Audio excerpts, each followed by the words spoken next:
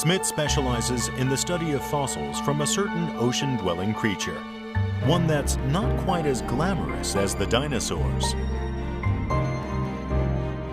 It's a kind of plankton called foraminifera. Even the largest don't measure 1 millimeter, but by taking a closer look at their shell shapes and sizes, we can estimate the ages of layers and changes in the environment.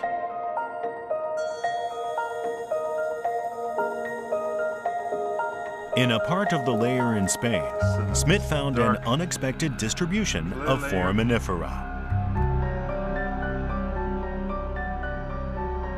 He found that older Cretaceous layers contained considerable amounts of larger foraminifera, but when he got to the KT boundary, they suddenly disappeared.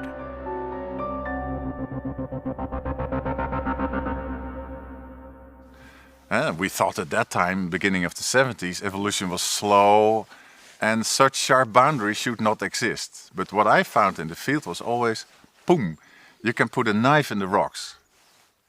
And then I started asking myself a question, how can that be? So sudden, there must be something wrong there. And that's what piqued my interest in the KT boundary. So I started looking for it. I had questions, why is it so sudden? But I had no answers whatsoever. Right around this time, another study into the KT boundary was about to begin.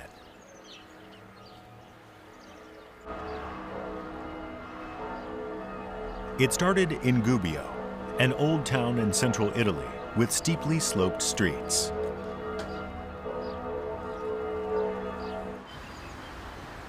Here at the Contessa Quarry and other areas, there are limestone cliffs made of seabed sediment that hardened over 100 million years.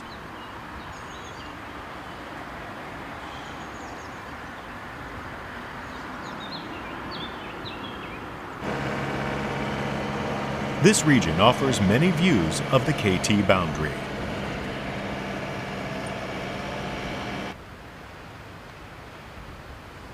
See this layer of 1 centimeter rock sandwiched between thick limestone? This is the KT boundary.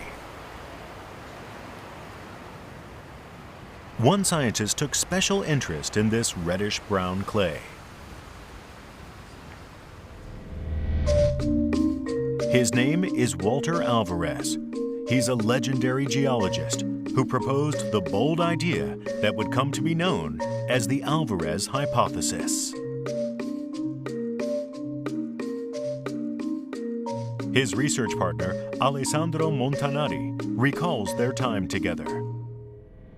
In fact, Alvarez, back in the mid-70s, was actually coming over here, even over this outcrop, every summer to study the evolution of the Apennine Mountains, the tectonic evolution of Apennine Mountains. And by doing so, though, he came upon this very intriguing issue of the boundary between these two eras, you know, the Mesozoic and the Cenozoic era. However, no fossils turned up in the clay from the KT boundary, and no new information was gained.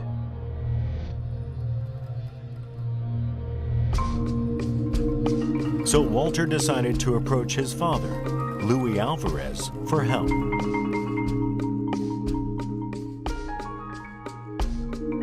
Louis was a world-renowned physicist. He won the Nobel Prize in Physics in 1968.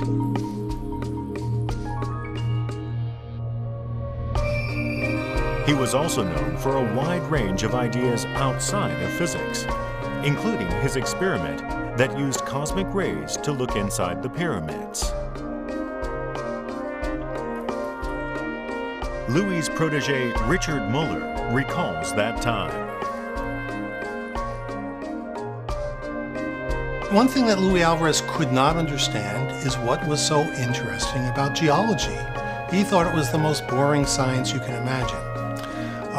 Walter tried hard to intrigue him, and it didn't work until Walter brought him a present. It was a rock that he had carved out of the rock formation in Gubbio, Italy, and it showed something that was a puzzle, a real puzzle. Nothing intrigued Louis more than puzzles, and this was a revelation to him. Inspired by his son to take interest in a totally different field, Louis came up with another new idea. He suggested that the amount of the trace element iridium detected in the rock layer could be an indicator of environmental changes. Iridium is extremely rare in rocks on the Earth's surface, but is much more prevalent in meteorites and other material from outer space.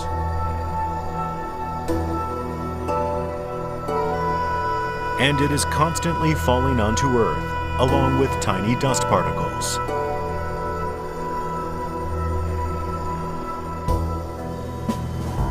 The seabed contains deposits of plankton shells and clay carried from the land. At the same time, iridium-enriched dust from space is supplied at a steady rate. If environmental changes led to a drop in plankton, the concentration of iridium should rise relative to this.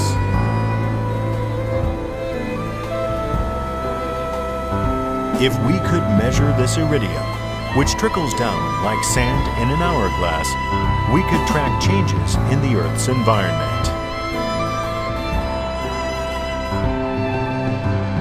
Back then, Louis Alvarez was working at the Lawrence Berkeley National Laboratory, managed by the University of California, Berkeley. This lab was the center of the nuclear physics research conducted by the United States in its struggle for supremacy with the Soviet Union.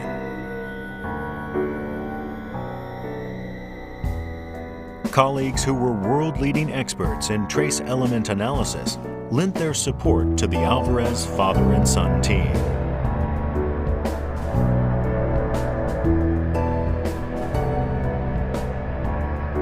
These videos are from 1978. Using state-of-the-art equipment, the scientists measured iridium in the rock layers. The results were astonishing.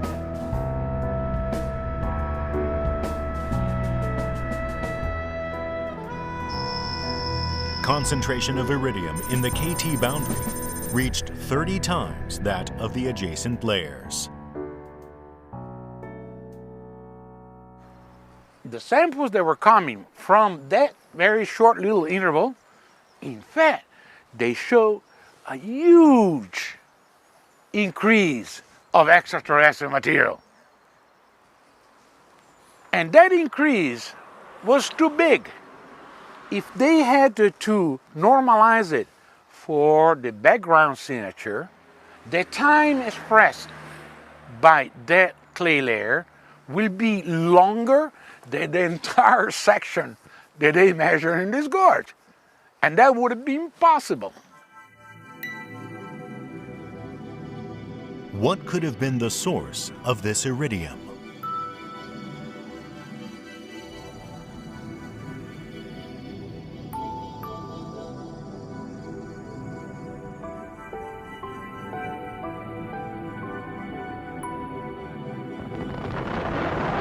Louis Alvarez first imagined a supernova explosion by a star that has reached the end of its life.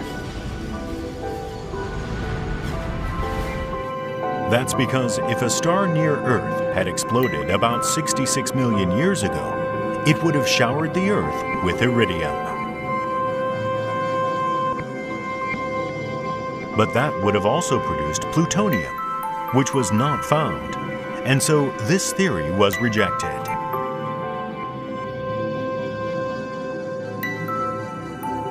Louis then turned his attention to the countless asteroids orbiting in the belt between Jupiter and Mars.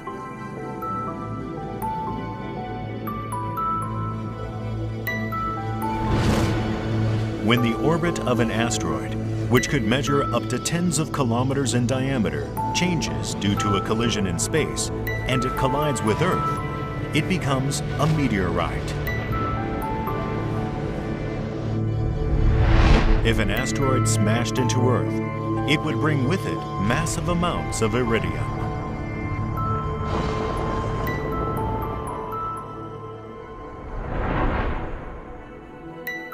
Assuming that the KT boundary layers around the world contained iridium, Louis estimated the meteorite's size. The order of magnitude size of this meteorite came out to be 10 kilometers. 10 kilometers is like Mount Everest. So this theory seemed to make sense, and they couldn't come up with any way to disprove it. They could not falsify it. It was the only one they could not rule out. And so they decided now's the time to publish. There's no alternative theory that we can come up with. Let's publish, and they did. And our understanding of evolution and life on Earth changed with that paper. This became the Alvarez hypothesis, which was introduced in 1980. It posits that an asteroid 10 kilometers in diameter struck the Earth, creating massive clouds of dust with its impact. This caused massive environmental changes that led to the dinosaurs' extinction.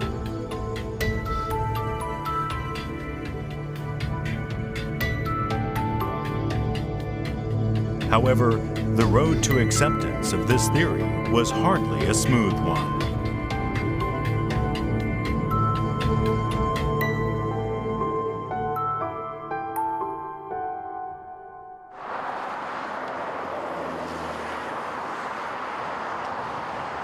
How did scientists react to this idea that overturned all conventional wisdom?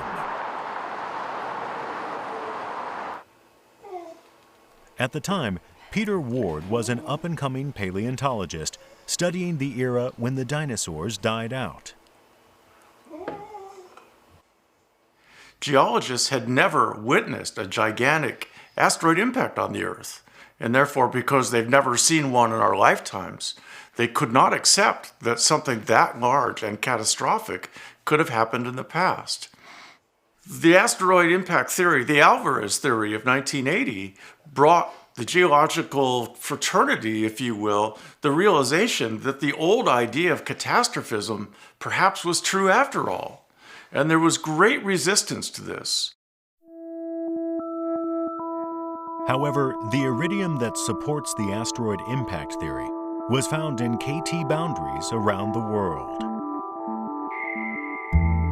In Italy, then in Spain and Denmark, and on a Caribbean island and inland United States. Finding layers showing the same characteristics all over the world is extremely rare in geology.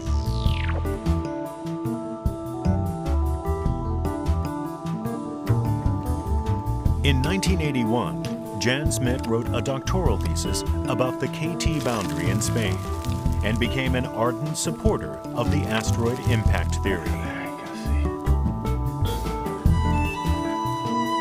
If you have an impact, what does it do? I'm not a specialist in that. So I started reading up, and the literature says if you have an impact, you have all sorts of ejecta which come out of the crater. And it's our task to find these sort of ejecta. So I started scribbling at that tiny layer at the base of the KT boundary, and I found tiny white spherules. These are the spherules found by Smit at the KT boundary. They measure less than a millimeter each. An enlarged cross-section reveals mysterious, feather-like crystal shapes. This is the pattern that molten rock takes when it is suddenly cooled. Smit saw this as compelling evidence that a massive asteroid crashed into the Earth. Not only from Spain, but also from Italy, because as it turned out, everywhere you go where there is the KT boundary, inside you find an iridium anomaly, but also these spherules. However, conservative scientists resisted the asteroid impact theory, insisting that a volcanic eruption would have had the same effect. On their minds was the eruption of Mount St. Helens in the United States in 1980. This large and destructive eruption fueled the volcano theory.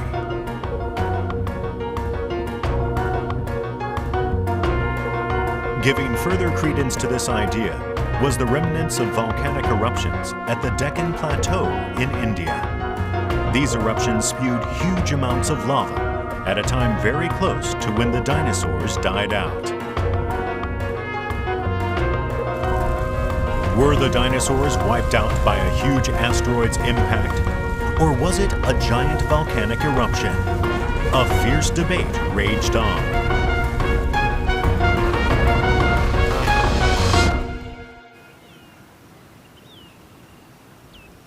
As the debate continued, one young man thought he could put a stop to the controversy. He was a graduate student named Alan Hildebrand.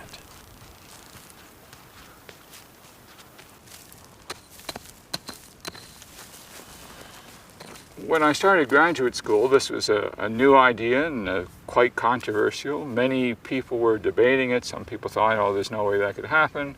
Other people thought, well, we've got this very unusual evidence that an impact occurred. So naturally, you can debate with people all day long, but if you have no new evidence, this doesn't answer the question. There was one flaw in the asteroid impact theory. The crater that such an impact would have made had never been found. Such a crater was estimated to measure 200 kilometers in diameter. If it were on land, no one could miss it. By that time, about 100 craters had been found, but none matched the size and time period the scientists were looking for.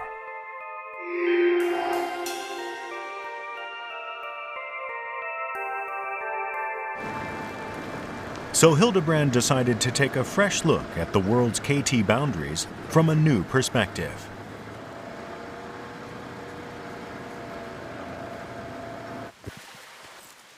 In March 1987, he traveled to the KT boundary in Texas.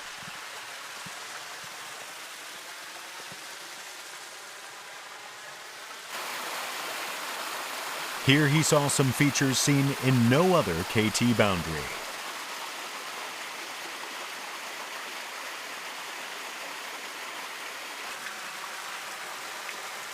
So 66 million years ago, where we're standing would be in the middle of the continental shelf, and we would have about 100 meters of water on top of us.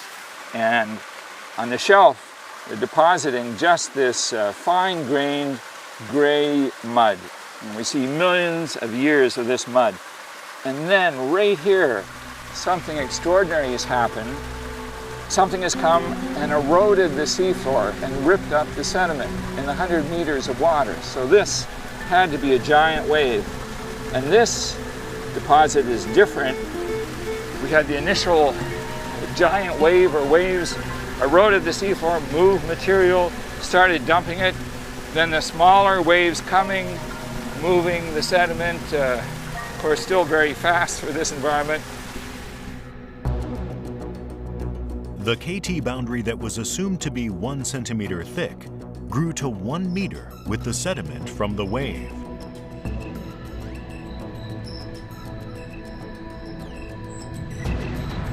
Perhaps this giant wave was produced by an asteroid impact.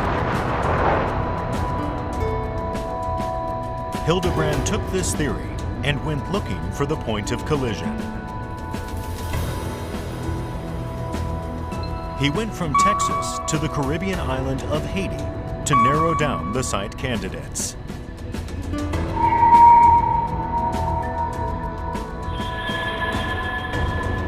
His findings pointed to the Gulf of Mexico and the Caribbean Sea just south of the U.S.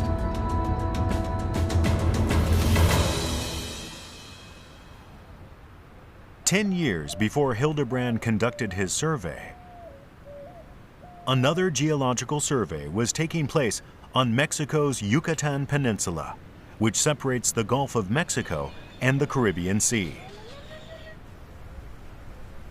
It was directed by a state-owned oil company. They were searching for new oil fields.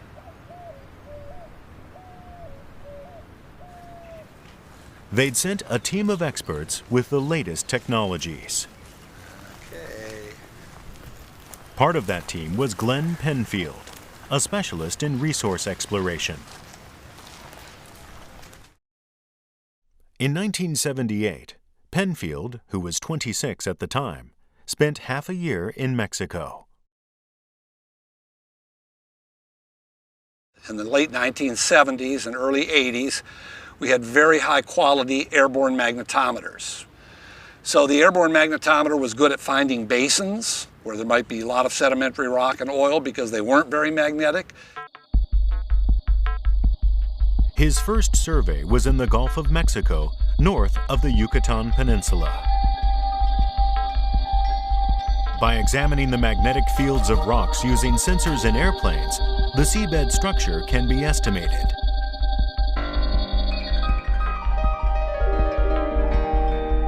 As he checked the data, one day Penfield noticed something unusual.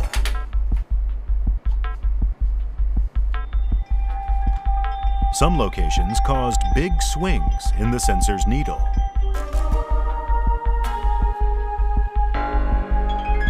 When he entered those positions into his map, he found something completely unexpected.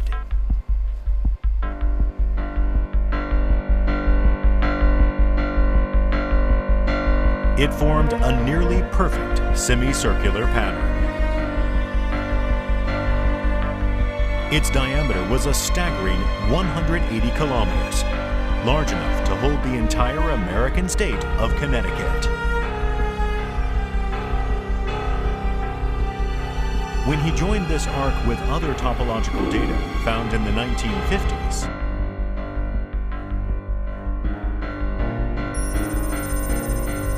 the land and sea patterns connected to form one big circle. So I'd seen many, many volcanoes with high quality magnetic data. Knowing what the magnetic signature of that is, there was no way this could be volcanic. Totally different picture, much simpler, perfectly symmetrical on a very large scale. What caused this pattern to form? Penfield, also an astronomer, came up with an idea.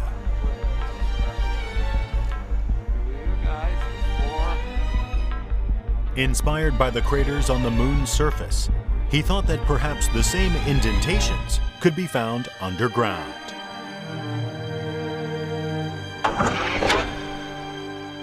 His findings coincided with the Alvarez team's discovery of unusual amounts of iridium in the Italian KT boundary.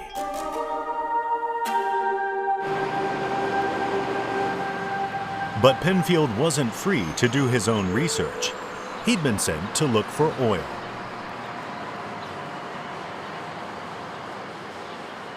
He was working for the Mexico Petroleum Corporation, also known as Pemex.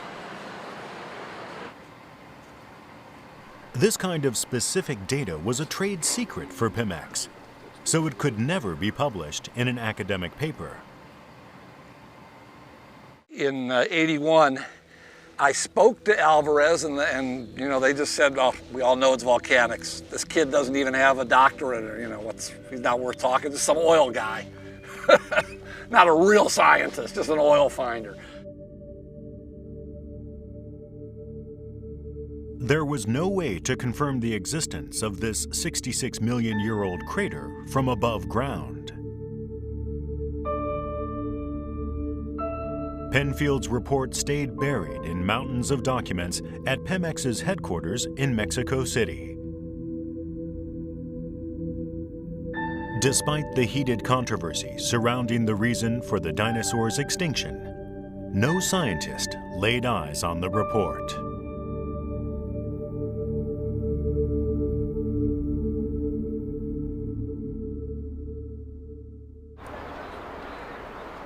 About 10 years later, in March 1990,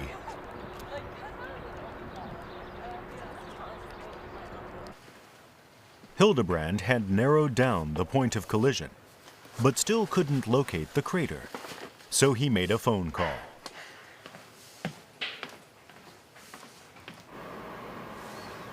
Hello, do you have a listing for Glenn Penfield?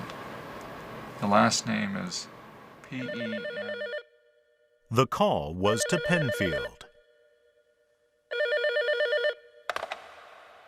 Well, I guess when I got that first call, I was pretty happy. Like, finally, okay, somebody else is looking for this right in the neighborhood. I know where it is. So, yeah, this is good that they've constructed the evidence that the sediments associated with the impact appear to be thicker. They're looking for it right in this area, roughly the Caribbean or the Gulf of Mexico, and we know exactly where it is. So, yeah, that made me very happy to see that.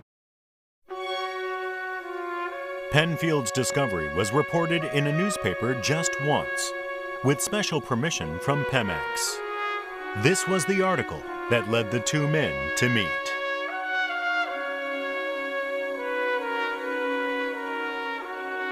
An oil explorer and a passionate grad student. The two hit it off immediately. During his off time from Pemex, Penfield offered his support to Hildebrand.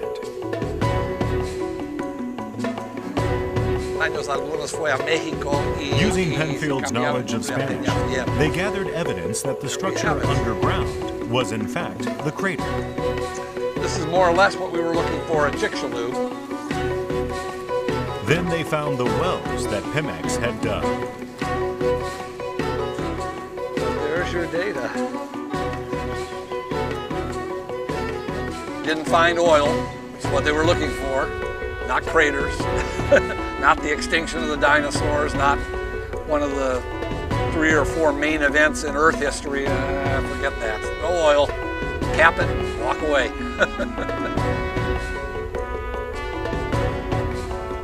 The two men hit upon the discovery that some of the underground rock dug up there had been sent to an American university. So Glenn said, well, finding samples would be very important, so we should do that. So he supplied the bit of initiative to go after those samples, so I could look at them and find the sharp quartz in them, which gave us more evidence to start writing the second paper. Researchers examining the rock under the Yucatan had found shocked quartz. These intersecting parallel black lines indicate that it had been subjected to a strong impact. This was the best evidence yet of the giant collision.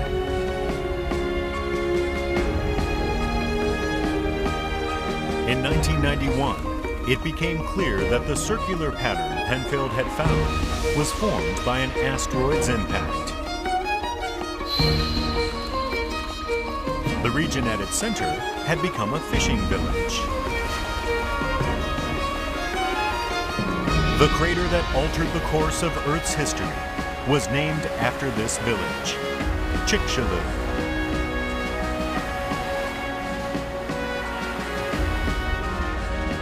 I'll never be an astronaut and walk on the moon, but when I'm walking here, I picture I can mentally reconstruct it, and I'm walking across Copernicus or something on the moon with a little bit of earthly cover on it, some vegetation, a little bit of limestone, but it's right there under our feet.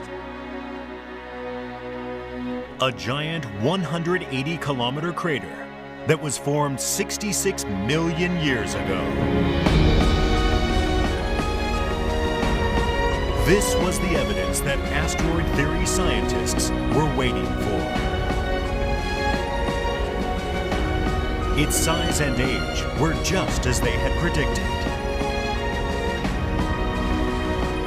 10 years after the discovery of iridium in the KT boundary, the final piece in the puzzle of the dinosaur extinction mystery had been found. This led to the acceptance of the asteroid impact theory.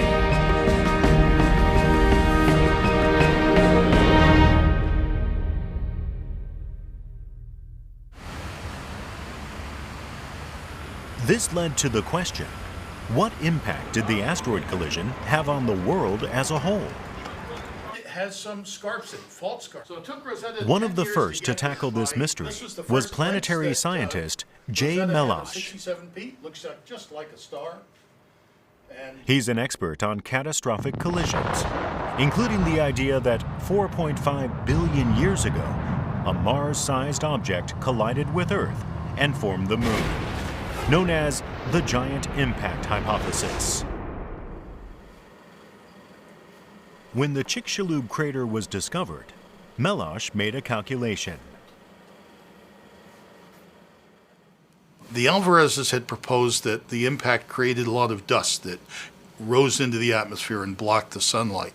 While that was plausible, it seemed to me, when you think about it, the atmosphere is so thin in comparison to the size of the other things that the impact should have thrown things not just into the atmosphere, much higher, much farther.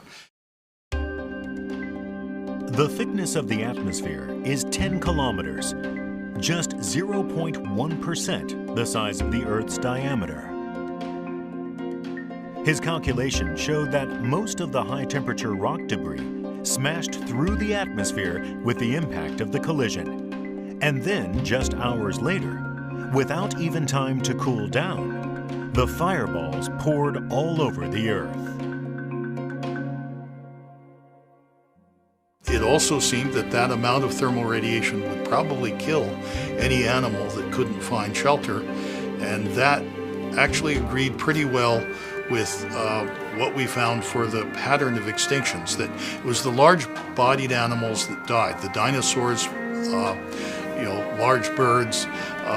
What didn't die were animals that lived in holes in the ground, our ancestors, the mammals, and crocodiles, snakes, frogs that could go underwater. Huge amounts of heat were given off by the fireballs that showered the Earth. Then the dust that covered the atmosphere caused a massive cooling. Melosh believes that both of these events wiped out the dinosaurs.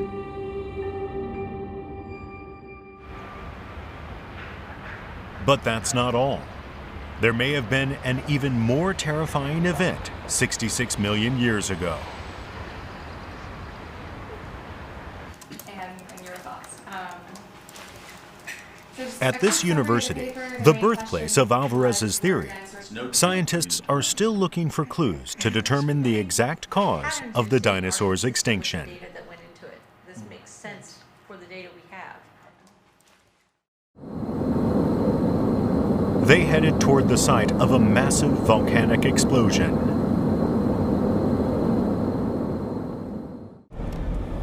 Their destination, the Deccan Plateau in India.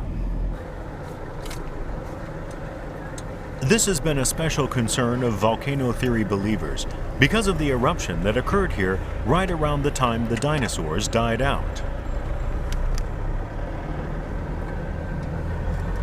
Filled with zeolites. Yeah. These cliffs are all made of lava.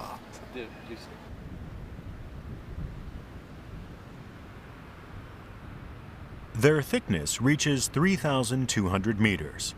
The area of the site is larger than all of Germany.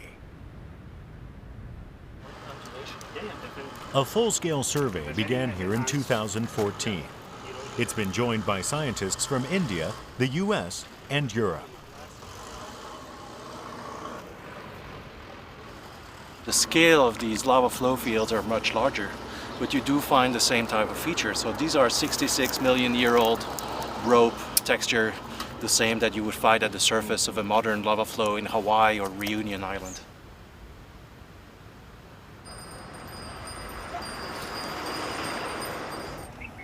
One part of the Deccan Plateau gives a sense of just how massive the eruption was. It's a temple hollowed out from the lava rock cliffs. The survey team is here to look at the lava from which Buddha statues have been carved. Because it's carved so smoothly, it offers greater insight into the history of the eruption.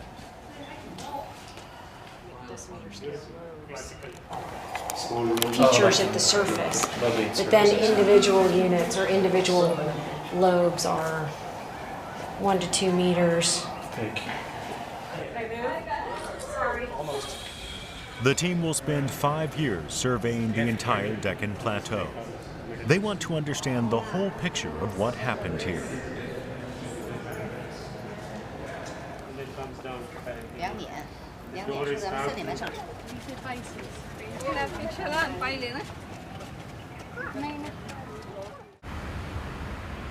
They took the lava they collected in India back to the university for further analysis.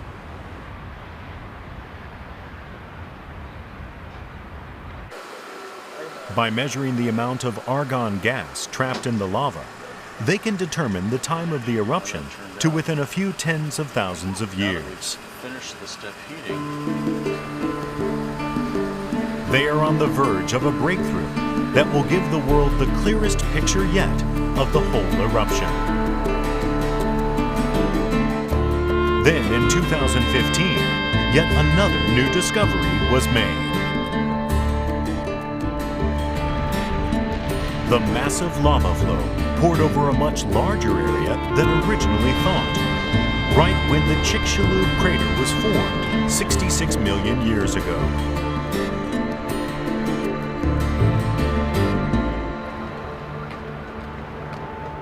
What impact did the asteroid have in the vicinity of its landing?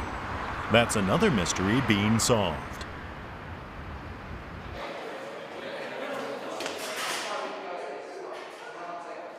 This is Professor Joanna Morgan of Imperial College, London.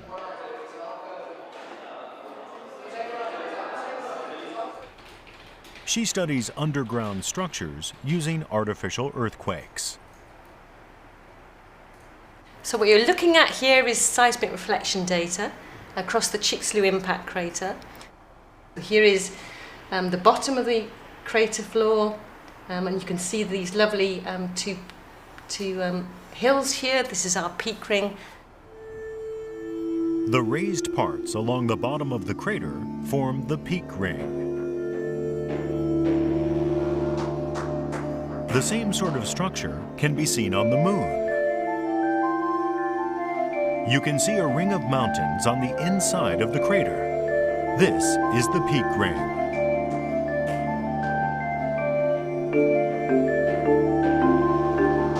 Just how it was formed was shrouded in mystery.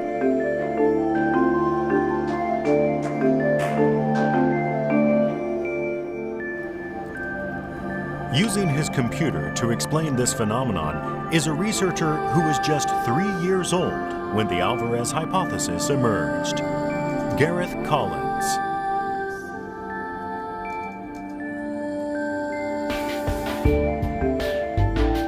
Here, he simulates the asteroid collision and the passage of time. A bowl-like crater is formed, and the reaction generates a huge mound in the center. And what we see is we have this huge mountain in the center of the crater that's 5 to 10 kilometers high. So it's similar size to Mount Everest. We formed Mount Everest in 3 minutes. Sometime later, the mountain collapses and it gradually spreads out. On closer inspection, we see that the crater's inner ring has formed a peak ring.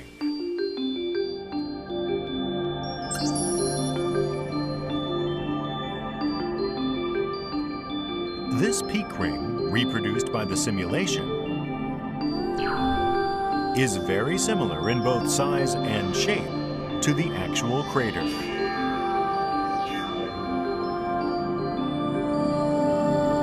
to understand the environmental consequences of the impact, about how much energy was released, how much dust was thrown up into the atmosphere, we really need to know how big was the asteroid that formed the crater. And numerical simulation allows us to do that. In 2016, a new excavation took place at the Chicxulub crater. Jan Smit, who noticed the aberration at the KT boundary in Spain 40 years ago, also took part.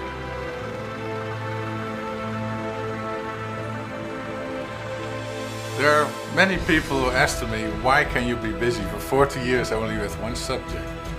But if you look at it, this is the only scientific problem where all the sciences, the exact sciences, come together. Chemistry, biology, geology, physics, modeling. They all work on one project. That's the only unique, so to say, project. And also observing the project is the man who stumbled upon the crater while looking for an oil well, Glenn Penfield. The well will test much of that same section as those 60-year-old wells that we looked at, but of course with the latest tools and the latest science, the IODP has a magnificent collection of scientific tools to use, and so we're going to learn a lot more. That's why this place really should be the school book, the textbook of the world for studying impact craters. And I think it will be. We're just beginning to get at Chicxulub.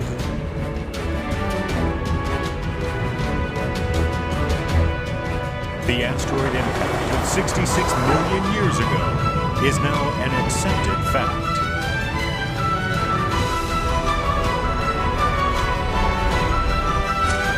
Most scientists believe the impact caused massive environmental changes and wiped out the dinosaurs.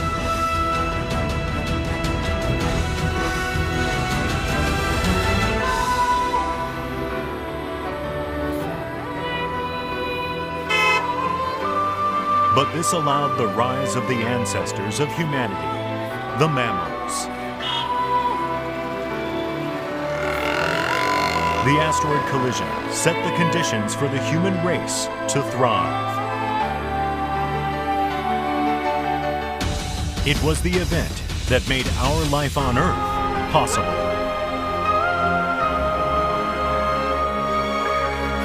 This cycle of extinction and prosperity could be the fate of all organisms on Earth. The likelihood of another 10-kilometer asteroid colliding with Earth is about 1 in 100 million years. But that's a chance we cannot afford to take. Scientists are working on ways to avoid the next collision and break the cycle.